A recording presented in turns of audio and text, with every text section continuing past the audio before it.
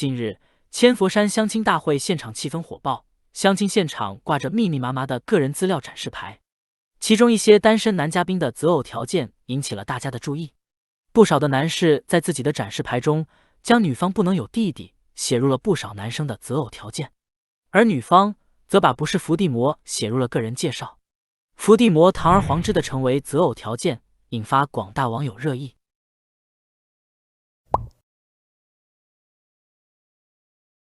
我不能接受男的家里有好几个姐姐，怕他家人重男轻女。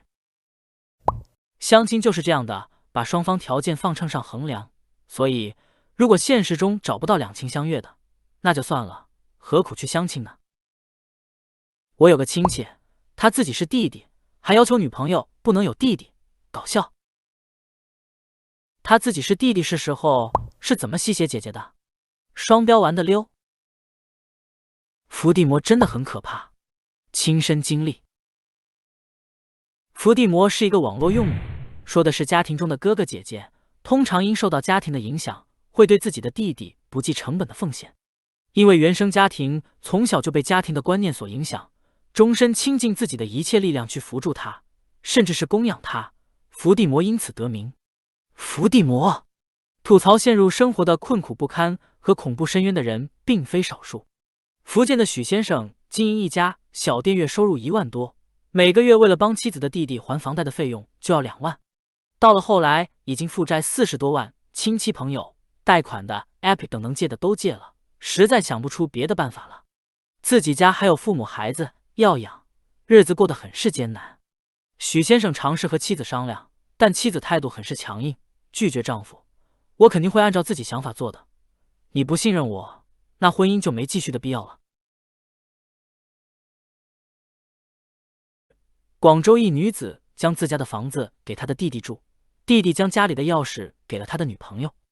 姐夫一气之下就喊来了锁匠师傅，直接把家里的门锁换了。这一下算是彻底点燃了家里的矛盾，发生了这一幕。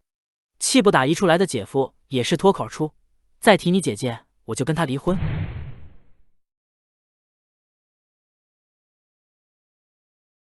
同样的事情还在发生着。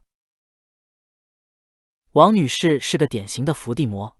首先，她自己孩子的入学指标让给了弟弟的女儿。紧接着，她把她弟弟引进了丈夫的公司。为了让她弟弟安心工作，她还主动照顾她弟弟的女儿。所谓的伏地魔大多出现在重男轻女的家庭里，他们从小就被灌输男尊女卑的思想。